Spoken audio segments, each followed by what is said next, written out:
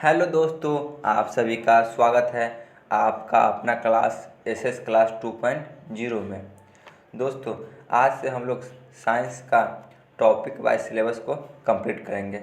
ठीक है, हर चैप्टर से हम लोग पहले मोस्ट वीवीआई एमसीक्यू क्वेश्चन को देखेंगे। ठीक है, आज सबसे पहले भौतिकी का सीरीज शुरू करते हैं। पहला चैप्टर प्रकाश का परावर्तन। ठीक है, आप लोग इसे ज़रूर देखें क्योंकि यहाँ से आपको 2 से 4 क्वेश्चन एग्ज़ाम में ज़रूर मिलेंगे। ठीक है, और यह बहुत ही क्विक रिवीजन सीरीज है, इसे हम थोड़ा फास्ट में ही करेंगे। ठीक है, चलिए हम लोग अपना क्लास शुरू करते हैं। आज का पहला प्रश्न है, दाढ़ी बढ़ाने में कौन सा दर्पण उपयोग किया जाता है? बताइए, दाढ़ी बढ़ाने में कौन सा दर्पण का उपयोग किया जाता है? ऑप्शन ए समतल, ऑप्शन बी उत्तल, ऑप्शन सी अवतल, ऑप्शन डी इनमें से कोई नहीं। बताइए कौन सा होगा? तो इसका सही जवाब होगा ऑप्शन सी, अवतल दर्पण का उपयोग किया जाता है। ठीक है, चलिए आगे चलते हैं। क्वेश्चन नंबर 2, प्रकाश के परावर्तन के कितने नियम हैं? बताइए। Option A 1, option B 2, option C 3, option D 4।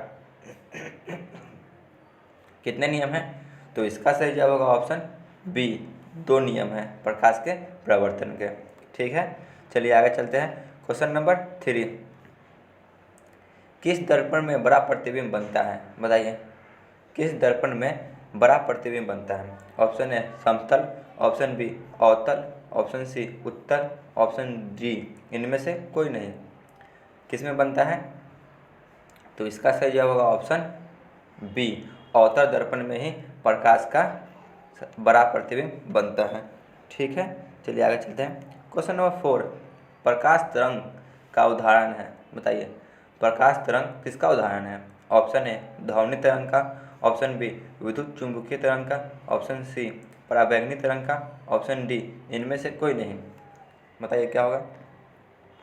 तो इसका सही जवाब होगा ऑप्शन बी, विद्युत चुंबकीय तरंग का। ठीक है, चलिए आगे चलते हैं। क्वेश्चन नंबर 5, मोटर चालक के सामने दर्पण कैसा लगा होता है? बताइए, मोटर चालक के सामने दर्पण कैसा होता है? ऑप्शन ए अवतल, ऑप्शन बी समतल, ऑप्शन सी उत्तल, ऑप्शन डी इनमें से कोई नहीं। बताइए। तो इसका सही जवाब होगा ऑप्शन सी, उत्तल दर्पण लगा होता है। ठीक है, चलिए आगे चलते हैं। क्वेश्चन नंबर 6, किस दर्पण में केवल आभासी या काल्पनिक प्रतिबिंब बनता है? बताइए, किस दर्पण में केवल आभासी या काल्पनिक ही प्रतिबिंब बनता है? ऑप्शन ए समतल, ऑप्शन बी अवतल, ऑप्शन सी उत्तल, ऑप्शन डी समतल और उत्तल दोनों। बताइए किस में बनता है? तो दोस्तों इसका सही जवाब होगा ऑप्शन डी, समतल में और उत्तल में। ठीक है, चलिए आगे चलते हैं। क्वेश्चन नंबर 7, गोलीय दर्पण के परावर्तन पृष्ठ की वृत्ताकार सीमा रेखा का व्यास कहलाता है। क्या कहलाता है? ऑप्शन ए मुख्य फोकस, ऑप्शन बी वक्ता त्रिज्या, ऑप्शन सी प्रधान अक्ष, ऑप्शन डी गोलीय दर्पण का द्वारक। बताइए क्या कहलाता है? तो इसका सही जवाब होगा ऑप्शन डी, गोलीय दर्पण का द्वारक। ठीक है, चलिए आगे चलते हैं। क्वेश्चन नंबर 8, समतल दर्पण में प्रतिबिंब की प्रकृति क्या होती है? बताइए, समतल दर्पण में प्रकाश के प्रतिबिंब की प्रकृति कैसी होती है? ऑप्शन ए वास्तविक, ऑप्शन बी वास्तविक और उल्टा, ऑप्शन सी वास्तविक और सीधा, ऑप्शन डी आभासी और बराबर। बताइए कैसी होती है? तो दोस्तों इसका सही जवाब होगा ऑप्शन डी, आभासी और बराबर होती है। ठीक है, चलिए आगे चलते हैं। क्वेश्चन नंबर 9 पे, सोलर कुकर में किस दर्पण का व्यवहार किया जाता है? बताइए, सोलर कुकर में किस दर्पण का व्यवहार किया जाता है? ऑप्शन ए उत्तल, ऑप्शन बी अवतल, ऑप्शन सी समतल, ऑप्शन डी अवतल और उत्तल दोनों। बताइए क्या होगा? तो इसका सही जवाब होगा ऑप्शन बी, अवतल दर्पण का व्यवहार किया जाता है। ठीक है, चलिए आगे चलते हैं। क्वेश्चन नंबर 10, निम्नलिखित में से कौन उत्तर दर्पण की फोकस दूरी है जिसकी वक्ता त्रिज्या 32 सेंटीमीटर है तो कितना होगी बताइए। Option A 8 centimetre, option B 10 centimetre, option C 12 centimetre, option D 16 centimetre, कितना होगी। तो दोस्तों इसका सही जवाब होगा ऑप्शन डी 16 सेंटीमीटर होगी। ठीक है, चलिए आगे चलते हैं क्वेश्चन नंबर 11 पे। सर्च लाइट का परावर्तन सतह कौन होता है बताइए।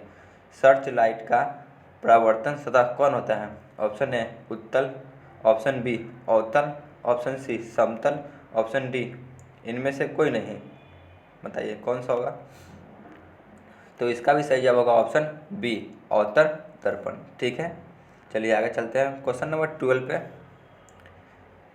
किसी दर्पण का मध्य बिंदु कहलाता है बताइए। किसी दर्पण का मध्य बिंदु क्या कहलाता है। Option A focus, option B ध्रुव, ऑप्शन सी वक्ता केंद्र, ऑप्शन डी इनमें से कोई नहीं, बताइए क्या कहलाता है। तो इसका सही जवाब होगा ऑप्शन बी ध्रुव कहलाता है। ठीक है, चलिए आगे चलते हैं क्वेश्चन नंबर 13।